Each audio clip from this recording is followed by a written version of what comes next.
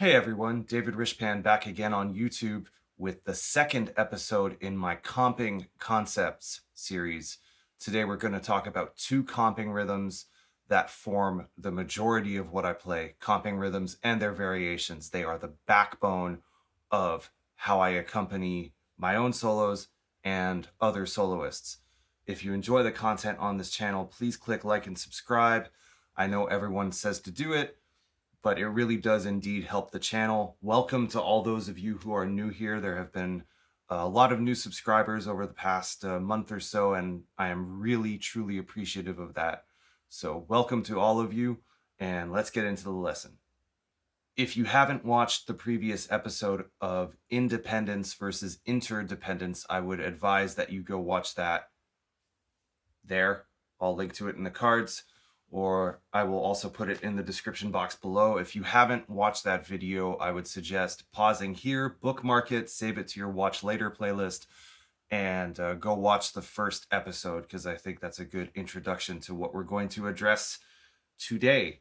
The first rhythm we're going to talk about is called the Charleston rhythm. The Charleston is a piece and a dance that was popularized in the 1920s, and it rhythmically follows the syllables of the name of the city, Charleston, Charleston. If you were to look at it notated, it would be on beat one, on the downbeat of beat one, and on the and of two. So if these are quarter notes, it would be 1, 2, and 1, and Charleston, Charleston. And this comping rhythm, this rhythm is everywhere. There are many variations on it that I'll get into a little bit later.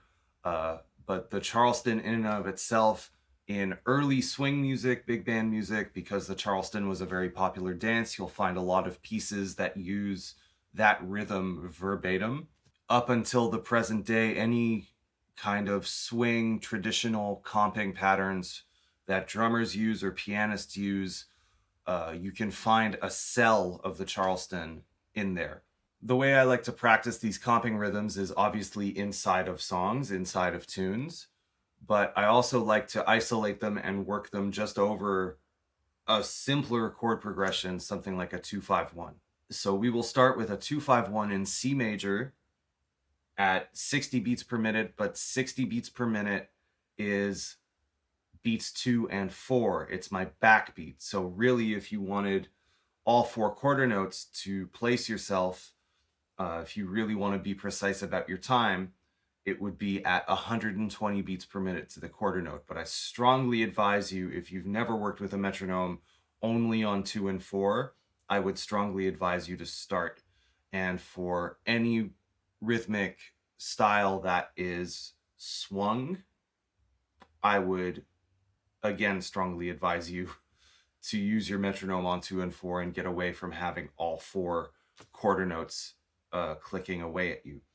So 60 beats per minute on beats 2 and 4, and we're gonna play the Charleston through a 2-5-1 in C major. But first, we're actually just going to say Charleston over this time. 1, 2, 1, 2, 3, 4. Charleston, Charleston, Charleston. 1 and 2 and 1 and 2 and 1 and 2 and 1 and 2 and 1 and 2 and. Okay, I feel like that's sitting well now. I'm going to turn to the piano and play it through a 2-5-1 in C major.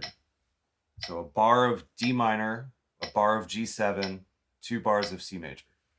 1, 2, 1, 2, 3, 4.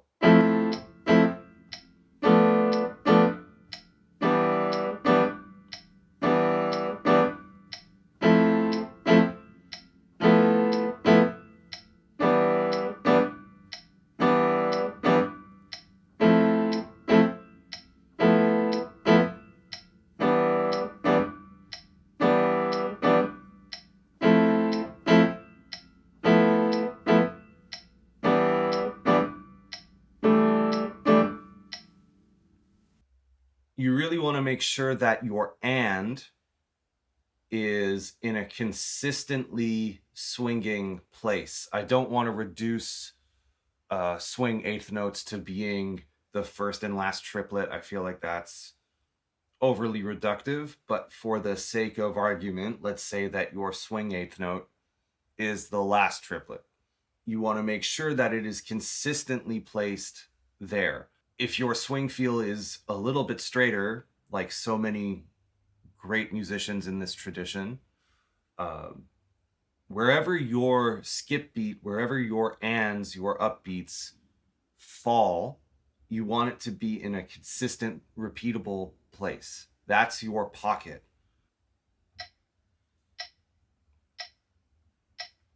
Two and. 1, 2, and. 1, 2, and.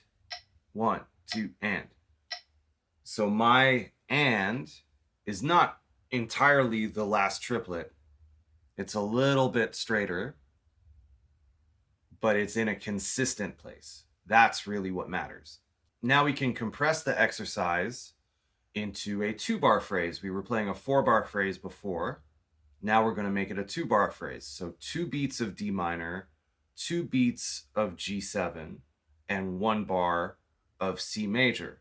Now what happens in this style of music is when we have an anticipation, the and of 2 is anticipating beat 3.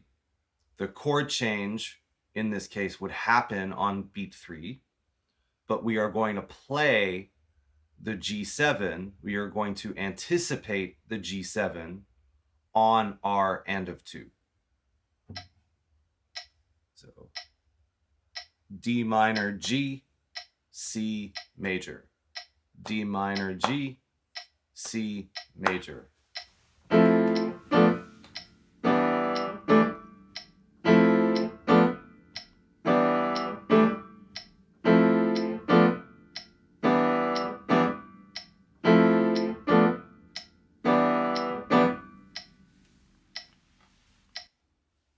And obviously you need to practice that in all 12 keys. You need to practice that in minor keys as well. This episode is not about harmony and voicings. That will be the 3rd episode. So stay tuned for that. But just use whatever voicings you know at this point in your left hand. It can be shell voicings, 1 and 7 or 1 and 3.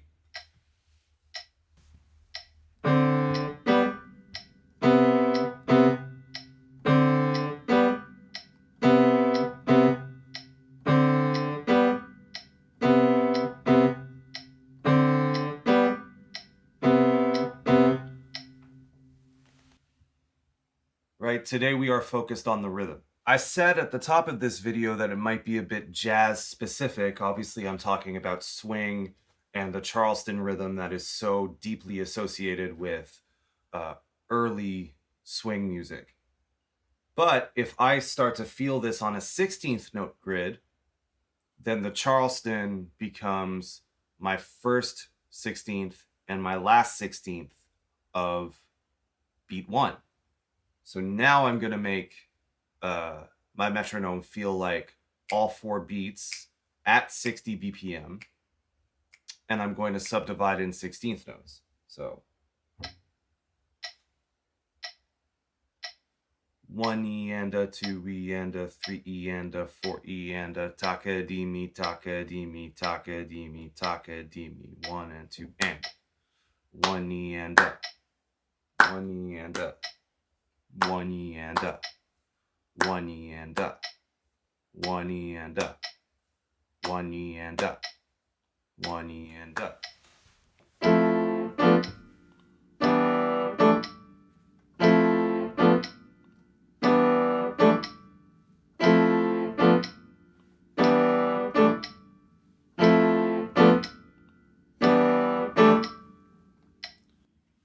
And hopefully in feeling it that way, the implications of what the Charleston really is across Black American music, across rhythmic music, becomes a little more clear.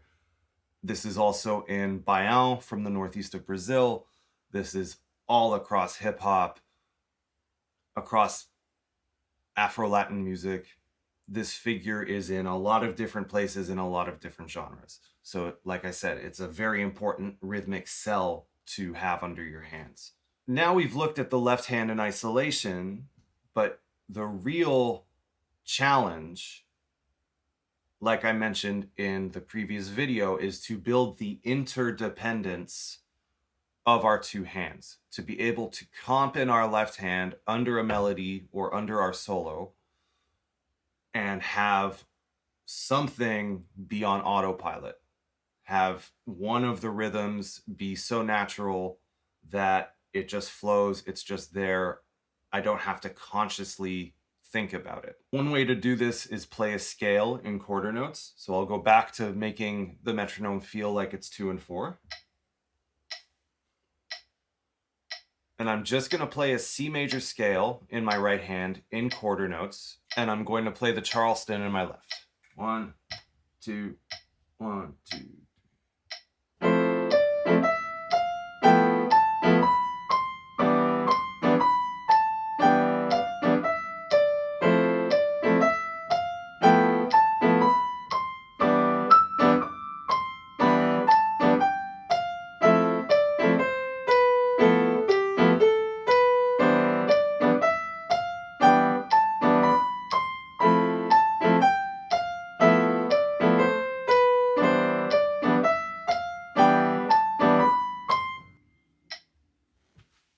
So on beat 1, where I have notes that are together, I want my hands to be absolutely together. I don't want a flam. I flammed once in there, I think.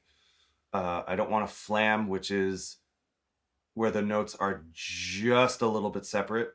One note, one hand is a little bit later than the other. I want them to land exactly together. And then the note that is in between the quarter notes, like I said, I'm aiming for it to be in a consistent place that swings very nicely, that feels good to you, that feels good in our pocket, which is a highly individual thing. The next step is to run it through a tune. And I would suggest focusing on tunes that are quarter note centric.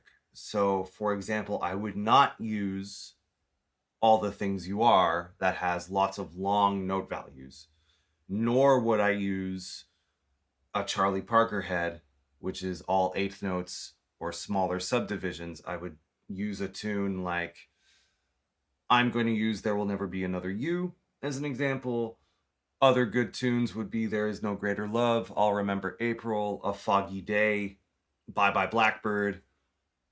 Tunes that have a fairly consistent stream of quarter notes. And I'm also going to be very strict. I'm not going to move the melody around. I'm not going to phrase the melody. I'm not going to add any anticipations or back phrasing. I'm going to play it as very boring, very consistent quarter notes. And my left hand is going to be a very consistent Charleston. No variations, no displacement. We'll get to that in a second. But very basic, very consistent, clear exercise. This is still at 60 beats per minute to the 2 and 4.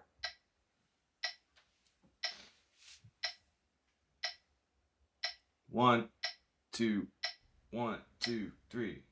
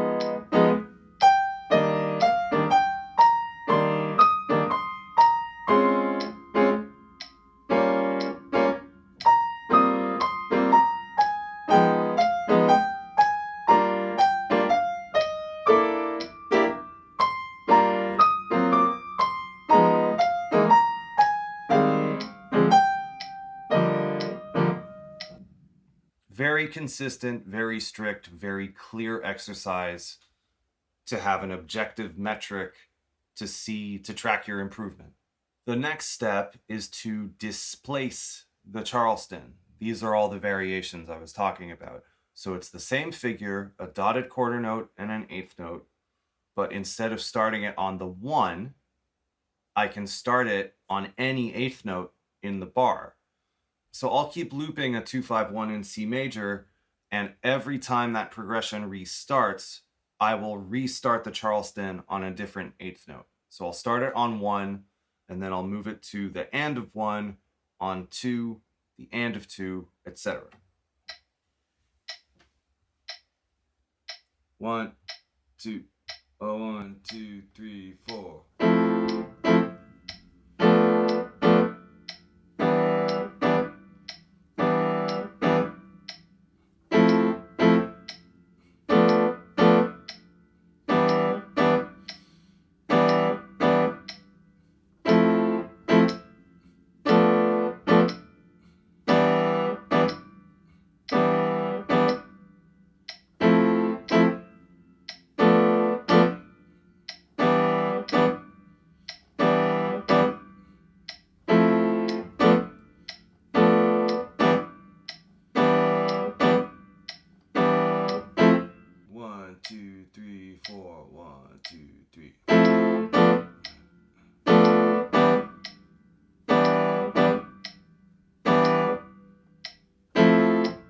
Now beat 4. 1, 2, starting on beat 4. 1, 2, 3, 4.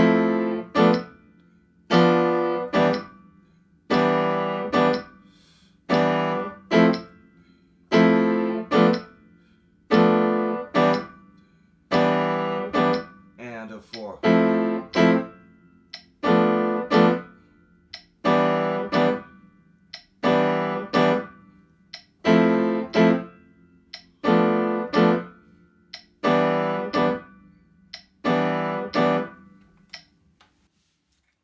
And obviously you would run those through all 12 keys. You would work those out over tunes. I'm not going to do all of this in the video because then the video would be 3 hours long. But just the Charleston will provide you with enough variations to load up your practice time, your practice routine for days, weeks, months to come. Another variation on the Charleston is if I put it back on beat 1 where it starts, and I add one more note to the Charleston. So I'm going to have 1, 2, and 4.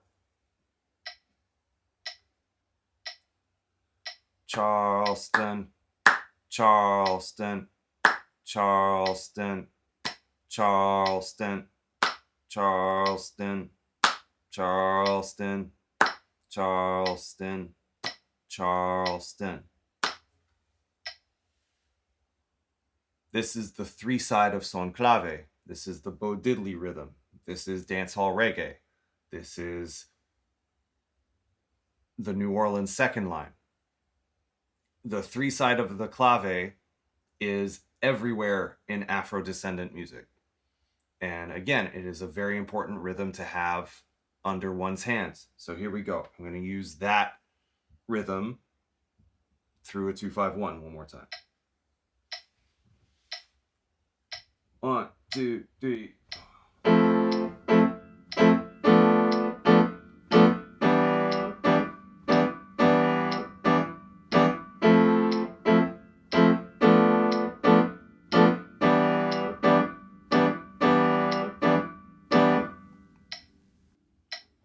To me, that figure is related to the Charleston. It is yet another variation of the Charleston. The next rhythm we're going to talk about is attributed to the great pianist Red Garland, who played with the Miles Davis Sextet. People just refer to this in shorthand as the Red Garland rhythm or Red Garland comping. And it is the and of 2 and the and of 4. So both upbeats, both in the air, and that means all your chord changes are anticipated. So I would actually start by playing the D minor on the and of 4.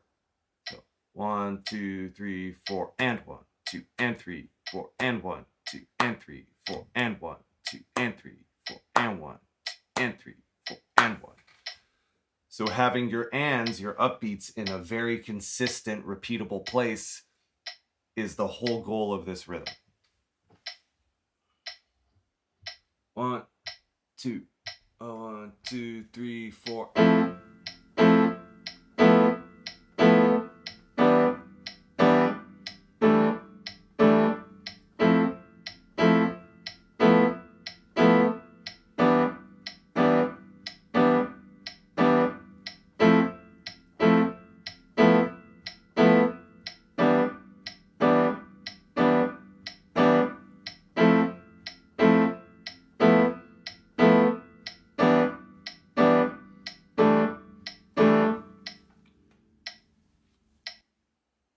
And now to put that against a quarter note melody, like There Will Never Be Another You. 2, 1.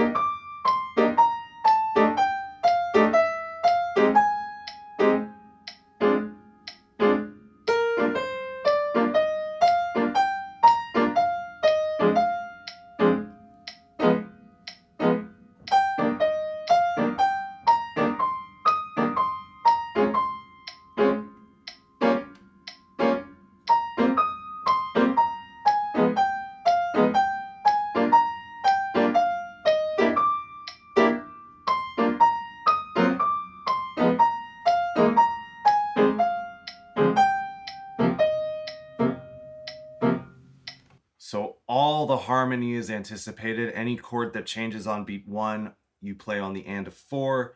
Any chord that changes on beat 3, you play on the and of 2. And in a quarter note centric melody like that, your hands are always bouncing back and forth. Always, always, always. And so the challenge and the exercise in that is feeling how sequential eighth notes feel split between your hands. This is why I talked about interdependence first in the previous video. A little side note that often comes up is playing short notes, the articulation of short notes in your left hand in this style of music. Often what I have found with many students who come from classical music is that their staccatos are too short. Their staccatos, I often see it as a very vertical approach to the piano, where you're coming straight down perpendicular to the key bed, and it's a very short sound.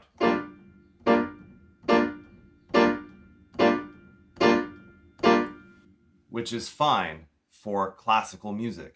For this style of music, it's a little more rotational, lateral. I often compare it to dribbling a basketball. If you dribbled a basketball straight down, it will be behind you pretty fast. You need to push the basketball a little bit in front of you. I'm actually kind of sliding across the keys.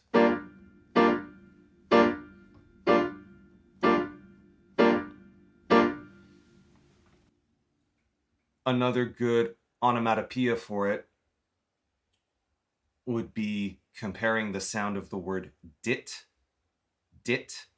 to the word dot. They're both short, they both end with the T, they both stop with the T, but the vowel sound in dit is much tighter, shorter, narrower, and dot is just a tiny bit rounder, right? So you can say the word dot as you comp. Dot, dot.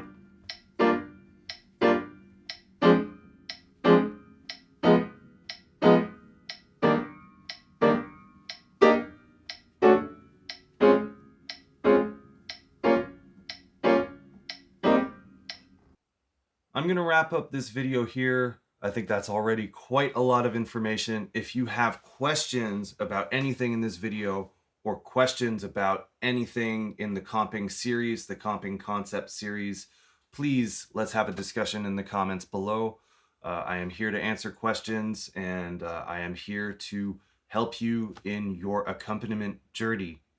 All right, my name is David Ryshpan. Thank you for watching and listening. If you haven't subscribed, please click like and subscribe, and I'll see you in the next episode. Cheers.